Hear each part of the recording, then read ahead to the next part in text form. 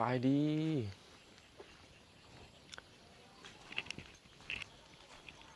สบายดีพ่อแม่พี่น้องเบิร์ดสุขุสุขคนเนาะพอกันเส้นเก่าเส้นเคยยามเย็นยามแรงๆพี่น้องตอนนี้กำลังสิไปกินข้าวบ่ฮู้ว่าเพิ่นเฮ็ดหยังกินบ่ฮู้ว่าอีแม่เพิ่นเฮ็ดหยังกินแหละเนาะบ่ทันฮู้เนาะ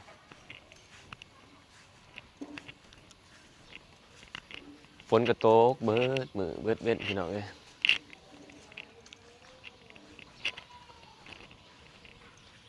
ทั้งบ้านพี่น้องฝนตกคือกันบ่ช่วงนี้ฝนตกดีเลยช่วงเลยสิมาให้เบิ่งของปลูกของอันนี้เนาะผักเป็นผักเนาะอยู่ข้างเรือนเลยอยู่ข้างเรือนเลยทุกคน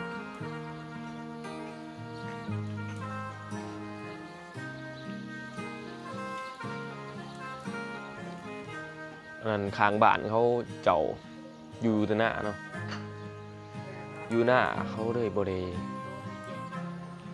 ริทางเนี่ยจะเป็นยาคัดเลยทุกคนยาคัดยาขาว ยาคัดหมอดลายเป็นลายเลยจนหกแหลกเฮ้ยยังกินไหมบนกบมั้งสบายดีพี่น้องสบายดีเนาะสู้คนทักทายสบายดีย่ำเละมื้อนี้สิมากินข้าวกับบนกบมาเลยพี่น้องสวัสดีเอฟซีค่ะคุณโรเตอร์ มาอาหารบ้านเฮาอย่างนึง แจ๊หา แสนหาได้บ่ขึ้นนรก ถือหมูถือ200,000 บาท นรกเนี่ยเนาะ เขาบอกเอา จะได้กระดืบถือเหรอ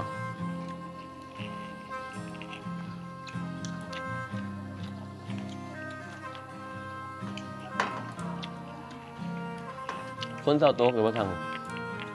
โจ๊กกันคุณเอาลงเดี๋ยวเพื่อนคุณโจ๊ก เอาลูกเดี๋ยวพี่ฝนตกหามเลยมั้งเขาเห็ดเดี๋ยวว่าหัวเขาเห็ดอยู่ว่าหัว มันจ้าเมื่อถามเขาอยากเข้ามาทำหน้าจะไป เขาอยากมือเห็ด อ้อมหน้าครับ จังเราเบิ่งยินเสียง สุดท้ายก็เข้าแบบตามหน้าเข้าแบบมาบ่ทำมาเลย แจกขึ้นมาทำใบที่คอยเนี่ย เครื่องเขาเองวะ บุกเสือสื่อเขา เอามาเบิดจน ก็ยังมันเป็นหมาของฉัน หรือมาตลาดวะ ความเป็นหมาไม่ได้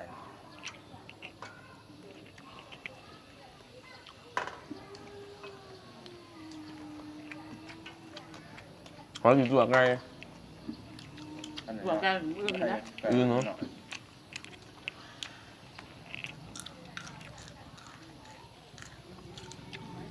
ถ้ามันนอนก่อน ยืนน้อยหนึ่งมันนี่ลงทุนเอากินเขาวแดงน้อยหนึ่งเอา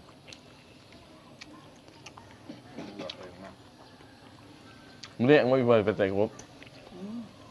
คนโฉบ หลังจะไหนก็ต้อง คนไม่เห็นมันหนาเลยอ่ะ มันก็ใส่เบสเอาบ่คือบ่ใส่เบสเอา เด็กก็ไม่บอกก็อัน ไก่อะไรไก่ อยากเข้าไปขาย ไก่ครับหมูไก่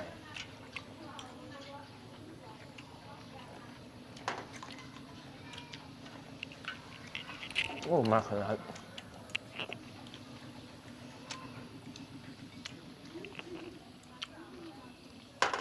มากพี่น้องมากขนาดเลยบะเกลือเหยาวป้ากินบะเกลือเหยาว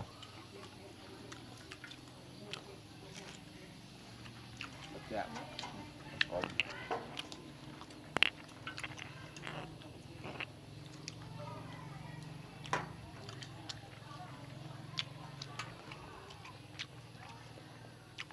เอาชาขึ้นมือจากเป็นน้ำแม่บ้าง คุณมันจะไป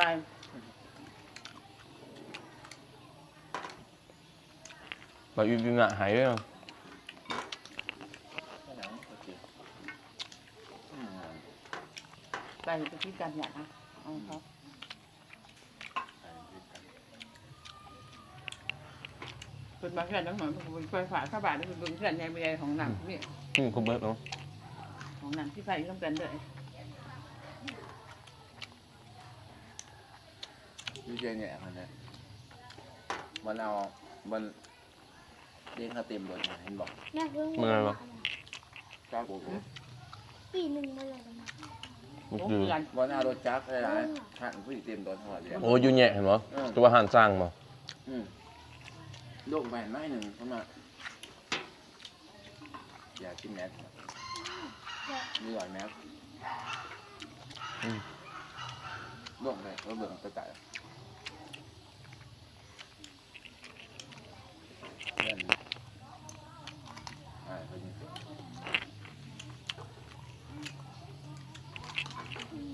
ก็เลยตั้งเนี่ยผมจะว่านี่ตั้งตุ้มอะไรเนี่ยย่างยังไงอย่างนอกเปล่าอีกคนนะแปลกจังวะ ไม่ให้กินน้อยเดียวกินหลายเดียว ฮะ มันจะกินน้อยเดียว ปีหลวงพ่อ เรื่องจะเบิร์ดได้เหมือน กินโดน จะโจนะ กินอิ่ม เปิ้นกบกินเอาเลย จะโจนะ ว่าสิกินน้อยหนึงสิลดหุ่น จะโจ แก่แล้ว บ่ได้กินเดี๋ยว ที่โจ มันแสบก็เลยกินหลาย เขาบอกมันนะ ว่าแบบตัวยัง เสือ เหลือ4 5คน4คน ต้องแก่ เอาลงไปไต่3คนไปทำธุรกิจเป็นซื้อเล็กไปซื้อของเก่าพี่น้องเนี่ย ใหญ่ก็อ่าน ใหญ่ก็หมายไปพักอยู่ดอนโขงเมืองโขงไปซาวบ้านเขาอยู่ ประมาณเซา6 เดือนบ่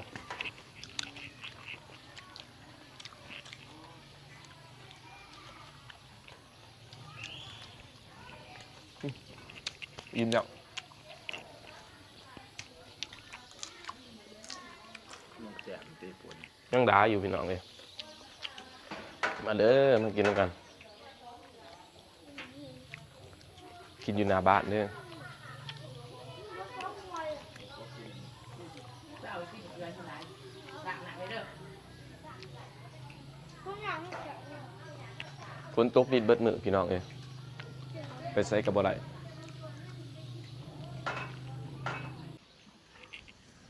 คิดว่าอีเมลเพิ่นเอาบักเขืออยู่ดิโอ้จะแท้แนว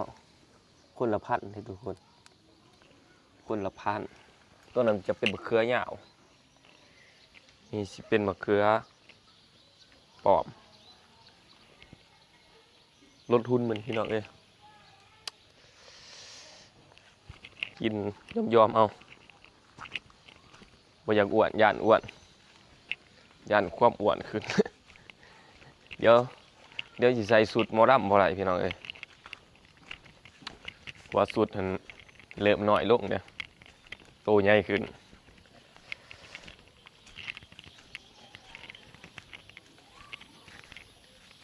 ต้นมะม่วงนี่ก็เริ่มใหญ่แล้วพี่น้องเอ้ยว่าท่านเอกเขาไปทางสัม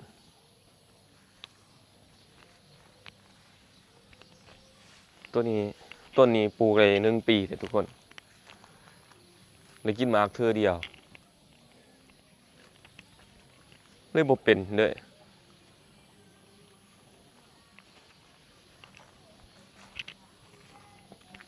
สะดวกสบายพี่น้องเอ้ยพักหญ้าข้างเฮือนเลยอยู่ข้างบ้านเลยทุกคนมีหมักคุงก็มีอันนี้สิเป็นหมักคุงผูเอ้ยโบแมน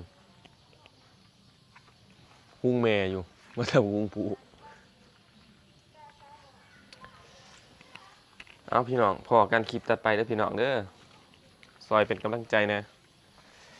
ซอยปันยอดนี่นะทุกคน